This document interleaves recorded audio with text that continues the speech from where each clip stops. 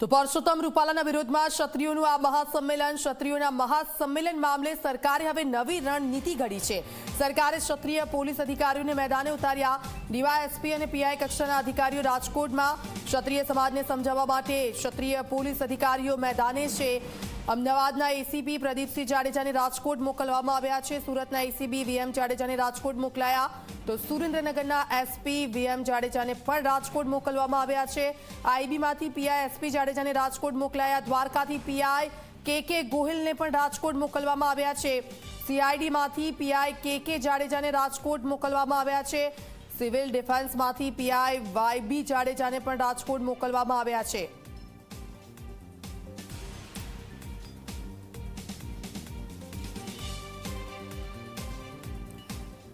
તો રાજકોટમાં આજે ક્ષત્રિયોનું મહાસંમેલન પરસોત્તમ રૂપાલાના વિરોધમાં ક્ષત્રિયોનું આ મહાસંમેલન રૂપાલાની ઉમેદવારી પરત ખેંચવાની માંગ સાથે આ સંમેલન હજારો ક્ષત્રિય લોકો સંમેલનમાં હાજરી આપવા માટે પહોંચશે।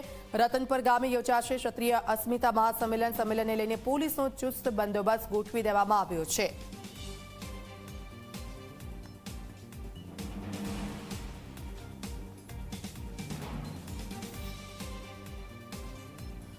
તો સીધા જઈશું ગૌરવ દવે અને ઉદય રંજન બંને અમારી સાથે જોડાઈ ગયા છે।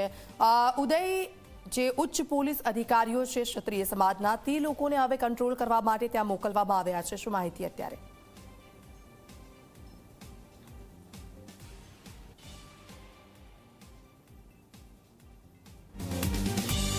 સમાજનો વિવાદ જે છે દિવસે ને દિવસે વધી રહ્યો છે। અત્યાર સુધીમાં 2 થી 3 અને નાની મોટી સભાઓ કે સંમેલનો જે છે થઈ ચૂક્યા છે। સૌથી મોટું સંમેલન, જેને શક્તિ સંમેલન અત્યારે નામ આપવામાં આવેલું છે ક્ષત્રિય સમાજ દ્વારા, તે રાજકોટ ખાતે રાખવામાં આવેલું છે। આજના દિવસે તે એટલે કે આજે રવિવારને દિવસે તે જે પ્રમાણે ક્ષત્રિય સમાજનો દાવો છે એ પ્રમાણે તો કે લાખ અથવા તો લાખથી આજુબાજુની ક્ષત્રિય સમાજના લોકો જે છે એકઠા થઈ શકે છે। ગુજરાત સહિતના આજુબાજુના રાજ્યના ક્ષત્રિય સમાજના મહિલાઓ અને પુરુષો જે છે આ સંમેલનમાં આવી શકે છે। માત્ર એક જ માંગ સાથે કે પુરુષોત્તમ રૂપાલા જે છે એ પોતાની ઉમેદવારી પાછી ખેંચે। ત્યારે આખો માહોલ અને વાતાવરણ જે ચાલી રહ્યું છે, તો હવે સરકારે પણ ક્યાંક ને ક્યાંક આખા બનાવને ગંભીરતા લીધી છે ને ગંભીરતાના બનાવને લઈને તે ક્ષત્રિય સમાજના ખાસ 7 પોલીસ અધિકારીઓ, જેમાં 3 જે છે એસીપી ડીવાયએસપી કક્ષાના અધિકારીઓ અને બાકી પીઆઈ કક્ષાના અધિકારીઓ જે છે એમનું ખાસ પોસ્ટિંગ જે છે અત્યારે આ સંમેલન ખાતે કરવામાં આવેલું છે।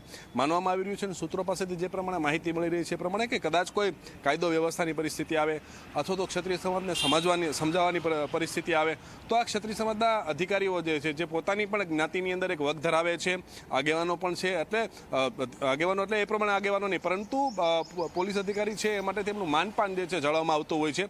તો આ સાથે અધિકારીઓનું અત્યારે પોસ્ટિંગ ત્યાં ખાસ પ્રકારનું કરવામાં આવેલું છે, જેમાં 3 ડીવાયએસપી સુરત, સુરેન્દ્રનગર અને અમદાવાદના ડીવાયએસપી એટલે કે એસીપી જેને શહેરમાં કહેવામાં આવે છે એમનું પોસ્ટિંગ કરવામાં આવ્યું છે। ત્યારબાદ જે સીઆઈડી, સિવિલ ડિફેન્સ, આઈબીમાંથી બાકીના પીઆઈઓની જે છે એ નિમણૂક કરવામાં આવેલી છે।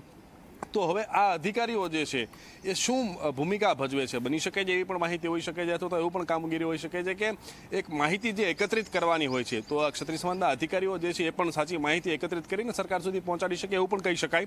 અને ત્યાં ગ્રાઉન્ડ ઉપર કદાચ કોઈ પરિસ્થિતિ વણસે તો ત્યાં પણ એનો ઉપયોગ કરી શકાય।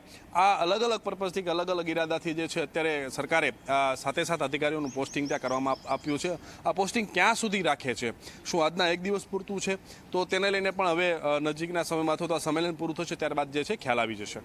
બિલકુલ, આપની